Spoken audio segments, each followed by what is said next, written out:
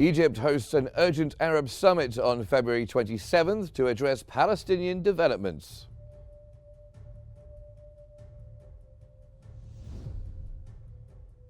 Israeli forces intensify Jenin assault, leaving 25 killed.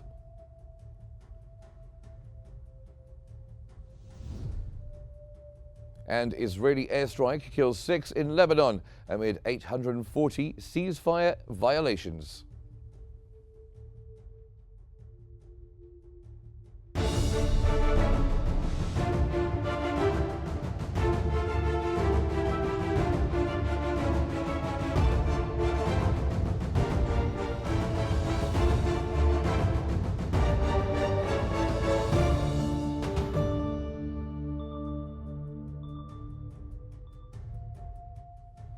Hello there, good evening. It's 8 o'clock, Cairo local time, and you're watching Q News. We begin tonight's bulletin with the latest developments in Gaza.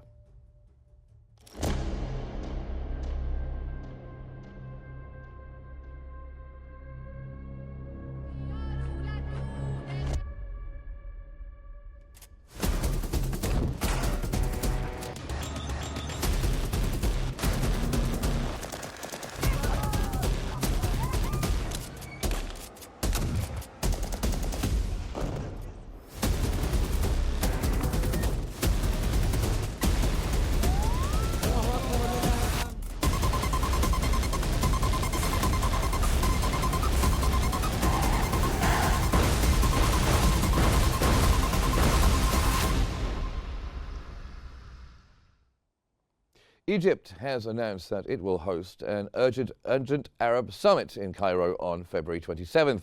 The Foreign Ministry revealed that the summit is coordinated with Bahrain, the Arab League, as well. Egypt has also consulted extensively with Arab nations, including Palestine, which requested the summit. The meeting aims to address recent critical developments concerning the Palestinian cause, reflecting unified Arab efforts to confront escalating challenges in the region.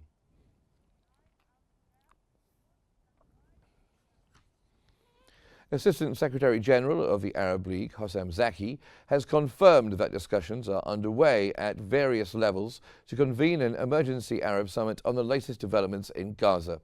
He further emphasized the urgent need for a unified Arab stance to address the crisis and formulate a clear response.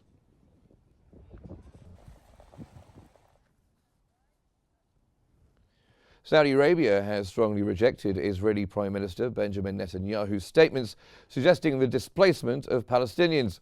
In a foreign ministry statement, the kingdom emphasized that Palestinians have a rightful claim to their land and are not migrants who can be expelled at Israel's will. Riyadh also condemned the remarks as an attempt to divert attention from Israel's ongoing crimes in Gaza, including ethnic cleansing.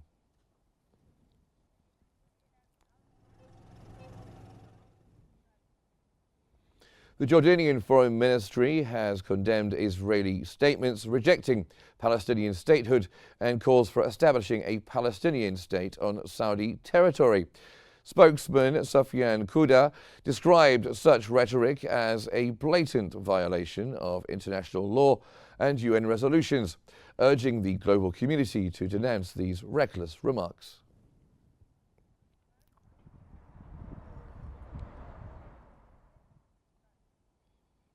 The United Arab Emirates has strongly condemned Israeli Prime Minister Benjamin Netanyahu's remarks proposing a Palestinian state on Saudi territory.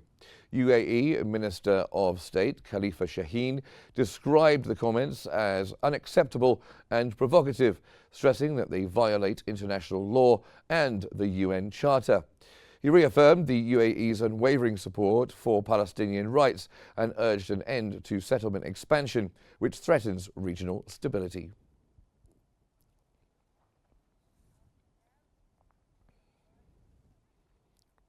Qatar has strongly condemned Israeli Prime Minister Benjamin Netanyahu's remarks, suggesting the establishment of a Palestinian state on Saudi territory, calling them a blatant violation of international law and the UN Charter. In a statement, the Qatari Foreign Ministry reaffirmed its full solidarity with Saudi Arabia and rejected any forced displacement of Palestinians, warning that such actions jeopardize regional peace efforts.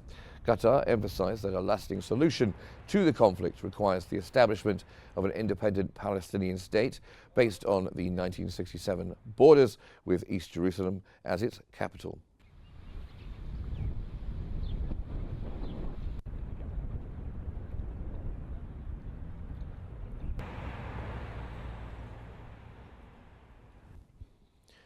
Arab League Secretary-General Ahmed Abul-Gheit has firmly rejected Israeli Prime Minister Benjamin Netanyahu's remarks on relocating Palestinians to Saudi Arabia, describing them as entirely detached from reality.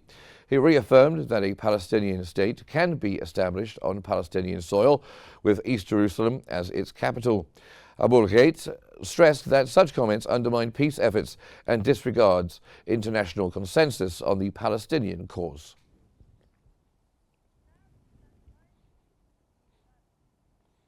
Israeli occupation forces have continued their assault on the city of Jenin and its refugee camp for the 20th consecutive day, leaving behind 25 fatalities and dozens of injuries since the beginning of the assault.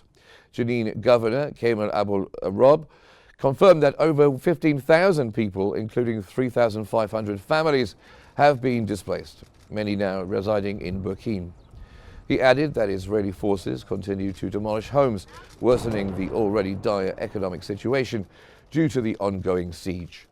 Israeli drones are bombing the camp, and forces have besieged Jenin Government Hospital, causing water shortages for the 20th day. Attempts to deliver water by tractor have been blocked. Reinforcements, including bulldozers, have been sent to Jenin City and nearby areas.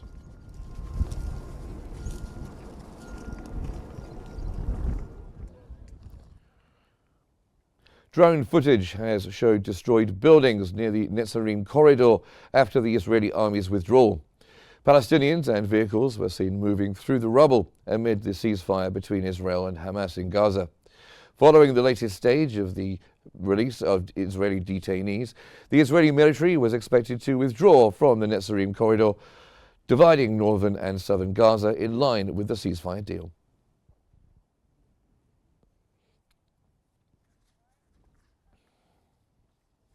The Euro-Mediterranean Human Rights Monitor has documented at least 110 Palestinians killed by the Israeli military in the Gaza Strip since the implementation of the ceasefire agreement last month. The Monitor documented the death of at least 110 Palestinians since the ceasefire at a rate of around 6 citizens per day, including both new deaths and those who died from serious injuries after Israel deprived them of their right to travel abroad for treatment. The Geneva-based organization said more than 900 others have been injured since the ceasefire, averaging 47 injuries per day.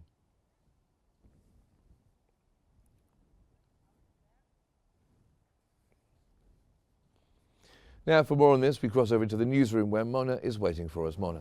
Thank you so much, Mark. And for further analysis, we're joined from Cairo by Al Ahram newspaper managing editor Ashraf Abul Houl.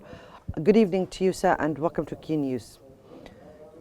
Now, what are the key objectives of the urgent Arab summit in Cairo, and how could it shape regional diplomacy on the Palestinian issue?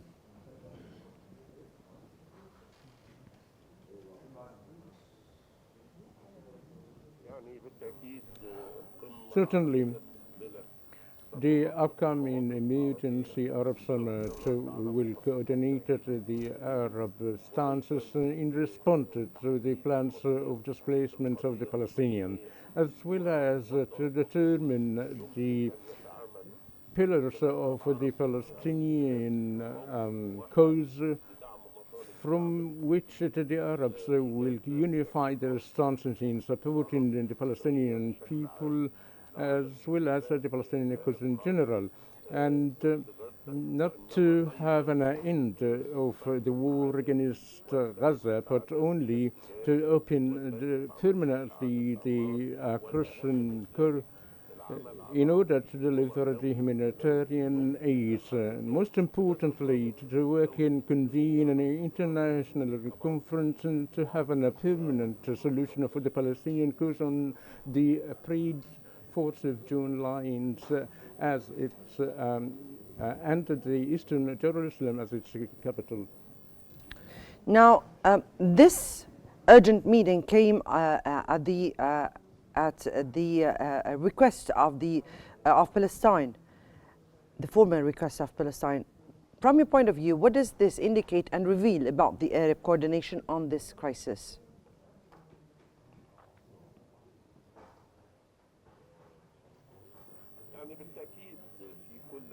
Certainly, in each round of aggressions, Palestine or Gaza is affected. The Arab summit will be convened, and the previous Arab summits have a previous and a very important role in supporting the Palestinian people as well as the Arab urgent causes. Therefore, I think that this summit is coming among the Arab consensus in rejecting the plans of displacement and on the necessity of having a permanent, comprehensive solution of the Palestinian cause. And this consensus should come through the coordination of stances and efforts in order to have an Arab coordinated stances in working in solving such a cause. Now, from your point of view, how could this summit translate political statements into concrete actions in support of the Palestinians and at the same time address the humanitarian crisis in Gaza?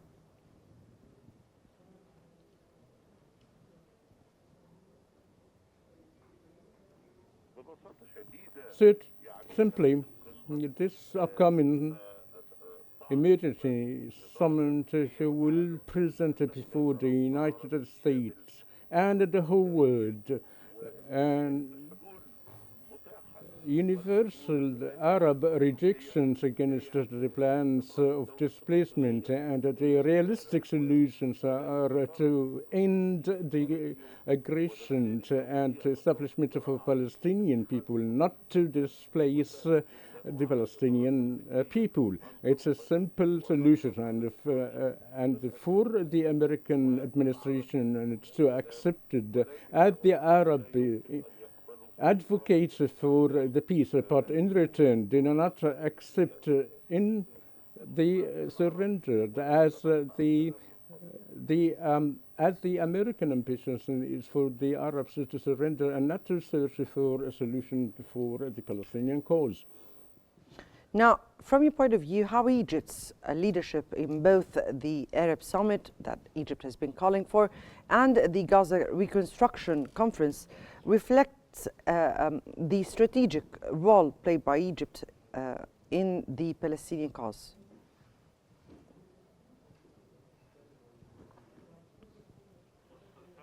Egypt is playing a strategic role on the path of the Palestinian cause since 1948 until now. Egypt has dominated Gaza 1948 in order to have it maintain from the Israeli gangs to control Gaza and Palestine, the whole, and to end the cause. And Egypt has endured several wars for the Palestinian people.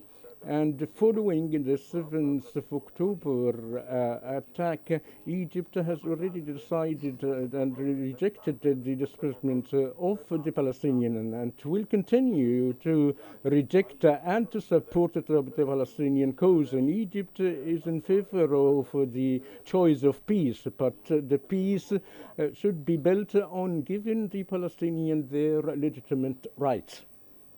Right. From your point of view, Saudi Arabia has strongly rejected Netanyahu's displacement remarks. Now, how will that reflect on the Arab and international responses towards Israeli policies?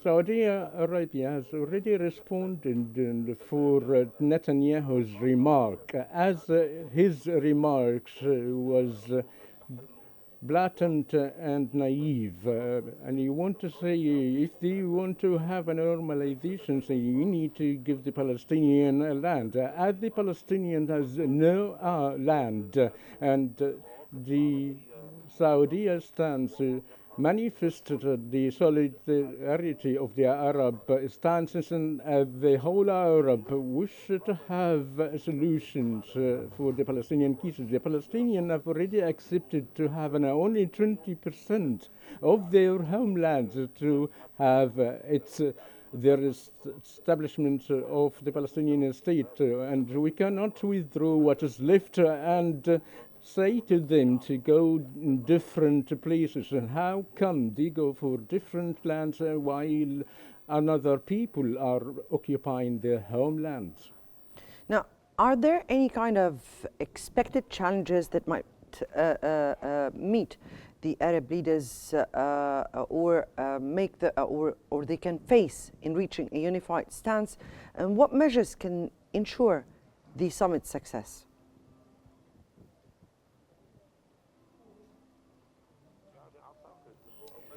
I think, firstly, guarantees to ensure the success of the summit is the Arab solidarity, the desire of solution, desire of peace and not confrontation. But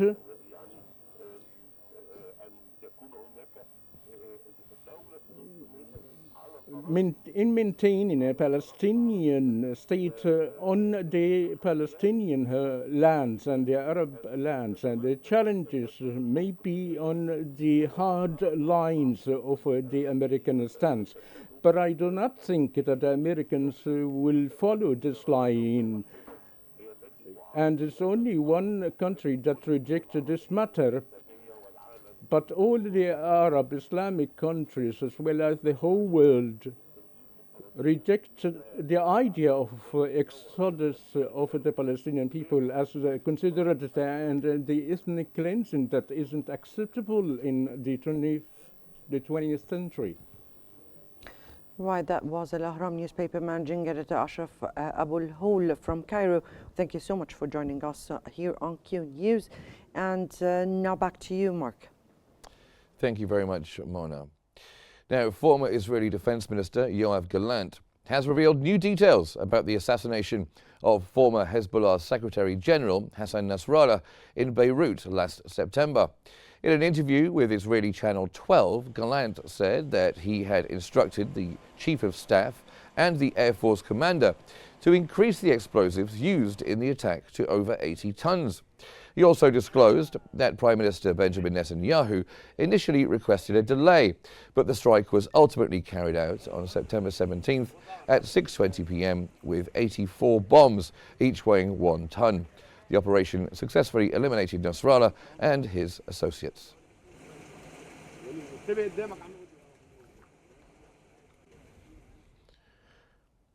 Also, former Israeli Defense Minister Yoav Gallant has accused Prime Minister Benjamin Netanyahu of failing to take decisive action to secure the return of Israeli detainees from Gaza. In the interview, Gallant claimed that Israel could have secured their release earlier and at a lower cost. He further alleged that the agreement approved by Hamas in July last year was similar to the current deal and argued that the ongoing ceasefire agreement is even worse in several aspects.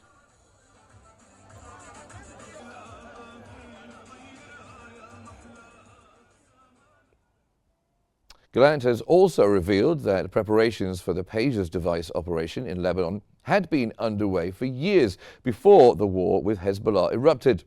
Gallant claimed that Prime Minister Benjamin Netanyahu refused to approve the operation in October when thousands of devices were in active use by Hezbollah members. By the time the operation was executed on September 17th last year, the walkie-talkie devices had been stored away, reducing its impact. The Israeli intelligence-led explosion of the Pages still resulted in dozens of Hezbollah casualties and thousands of injuries.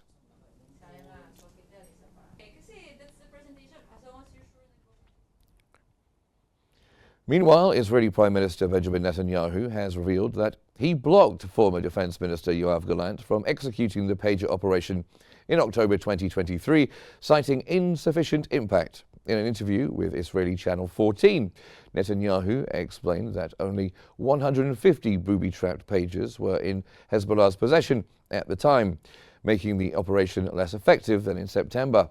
He also stated that he rejected launching a military attack on Hezbollah in October 23, arguing that it would have been a grave mistake to open a two-front war so soon after October 7th attack.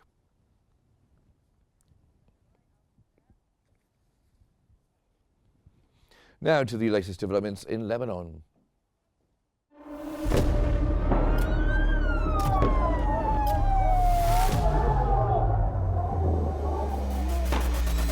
كل المستهدفين هن مدنيين.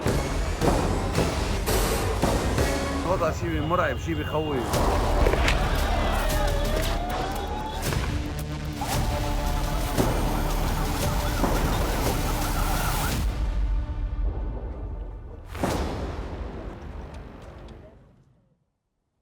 At least 6 people were killed and 2 others injured in an Israeli airstrike on the Shira area in Lebanon's eastern Baalbek district. Despite the ongoing truce, Israel has reportedly committed over 840 violations, resulting in dozens of casualties, including women and children. Under the ceasefire agreement, Israel was expected to fully withdraw from southern Lebanon by January 26, but after refusing to comply, the deadline was extended to February 18th.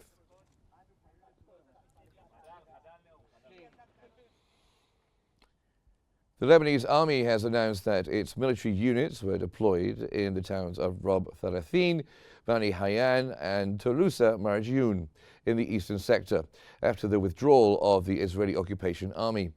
The Lebanese army said that the deployment of its forces is taking place in coordination with the 5-member committee supervising the ceasefire agreement. The army called on citizens to adhere to the instructions of the deployed units to preserve their safety. Statement also indicated that the Lebanese army continues to coordinate closely with the United Nations Interim Force in Lebanon, or UNIFIL, regarding the situation in the border areas within the framework of Resolution 1701.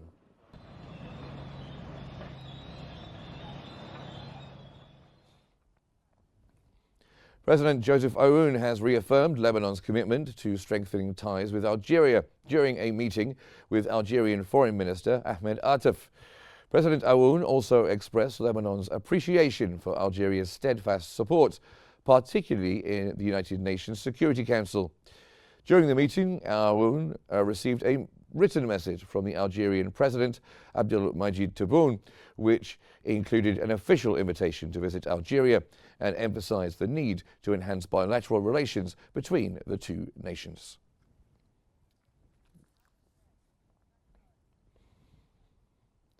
The US now, where President Donald Trump has revoked security clearances for Antony Blinken, the former Secretary of State, and Jake Sullivan, the former National Security Advisor. The move came a day after Trump said he had revoked the security clearance for his predecessor, Joe Biden, stopping his access to daily intelligence briefings. Trump also revoked security clearances for Biden's Deputy Attorney General, Lisa Monaco, who helped coordinate the Department of Justice's response to the January 6, 2021 attacks on the US Capitol.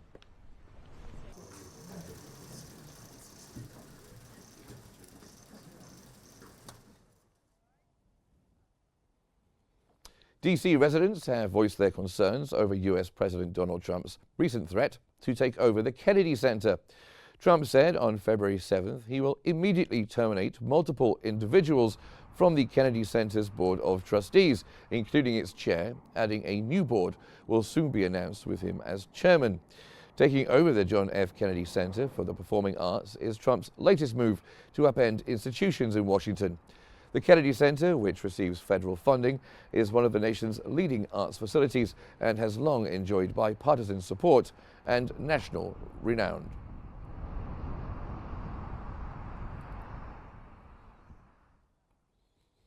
The Kremlin has declined to confirm or deny a U.S. media report of a phone call between U.S. President Donald Trump and Russian President Vladimir Putin about ending the war in Ukraine.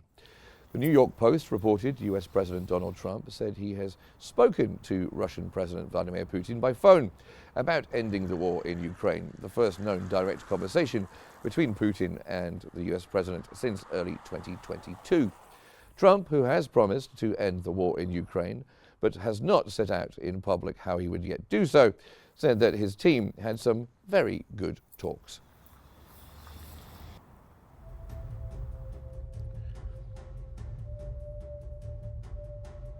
And that brings us to the end of our news bulletin, but we just have time for a recap of the headlines. Egypt hosts an urgent Arab summit on February 27th to address Palestinian developments.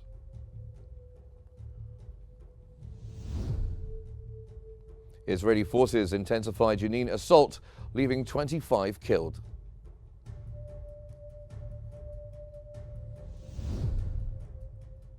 And Israeli airstrike kills 6 in Lebanon amid 840 ceasefire violations.